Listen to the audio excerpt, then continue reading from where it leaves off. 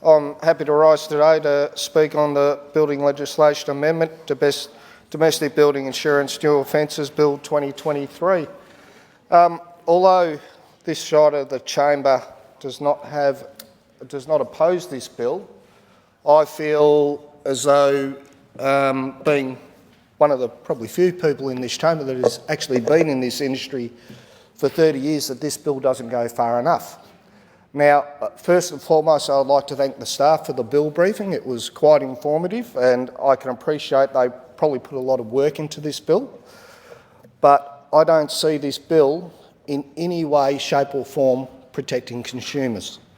And I can appreciate that we will have differing views on this, but what we're doing here is we're meant to be introducing a bill that's protecting consumers from, unfortunately, in the industry, a very small proportion of the industry, very the dodgy sector of the industry, and I get pretty annoyed with these. We always hear the dodgy builder stories, and it gets under my skin, because there's a lot of builders in this industry that do the right thing, and they do have their clients' best interests at heart.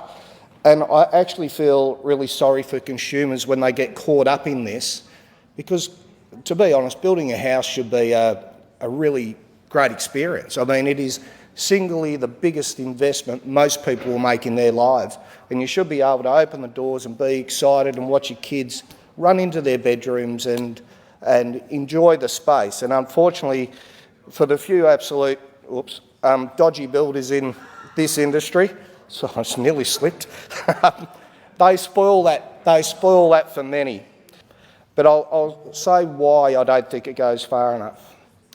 Unfortunately, this will never stop. While the money goes into the hands of the builder, you will never stop the dodgy sector exploiting the consumer. This doesn't protect the consumer's deposit. What this bill does is fine builders. That's all it does. Yes, their building licence may get suspended. My personal opinion is, if a builder is that dodgy, don't suspend his licence, cancel it. Get him out of the industry to protect the industry. I would go further. And the problem with this bill is this is so arduous for the VBA to police. Now, on the government's own figures of you want to build 80,000 homes a year, right? That is 1,540 applications a week that the VBA would have to investigate to make sure that the warranty insurance was issued before the deposit was taken. 1,540. That is a huge amount. You're nearly going to have to set up a call centre in the VBA to police this. And how do we police it? This is the next question. How do we police it? Are we asking the builders to disclose their bank account details, their deposits into their bank accounts, their financials? It's a pretty invasive process for people to go through that, and then you have to correlate the deposit to when the insurance was taken out. Now, this will upset a lot of people. I understand the intent of the bill, I do. I understand the intent is to try and protect the consumer, but it does not do that, not one bit. And unfortunately, you know, in any industry, unfortunately, we have these people that will do the wrong thing. What we need to do in this parliament is to build trust back in the construction industry, because nobody trusts it anymore. They don't. It's story after story, week after week, of builders going under, builders taking deposits. And even, you know, just last week, Montego Homes, another 60 people lost their deposits. Now, and I pointed this out in the bill briefing, said if I'm a dodgy builder, what stops me signing up 20 or 30 people, even with this bill in place, what stops me signing up 20 or 30 people, taking their deposits, then going into liquidation? Nothing. There's nothing that stops that process. And that is the problem with the bill. And I know I'm critical, but I can see the fault in it. I can't see any protection for the consumers. None at all, because we're only protecting them from the dodgy builders. We're not protecting them from the good ones. And if you think this isn't going to happen again before November this year, I think you're wrong. It will happen again.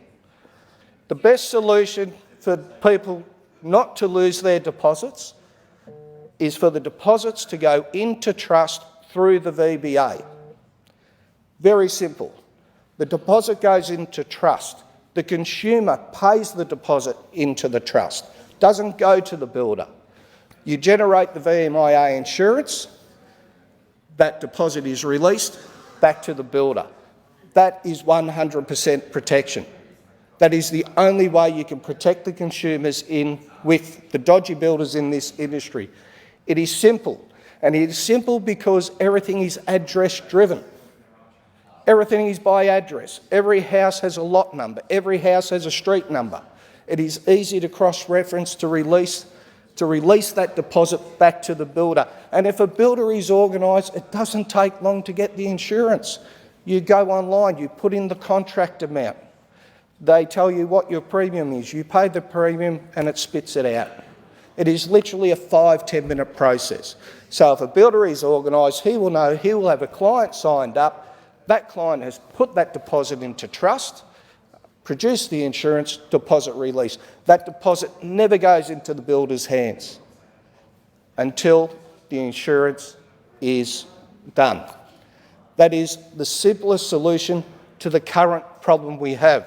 So to the government and to the minister, I hope you listen, because I'm here to actually get this industry and to get the rogues out of the industry so people can have confidence in building again, because there is no confidence in the construction sector at the moment.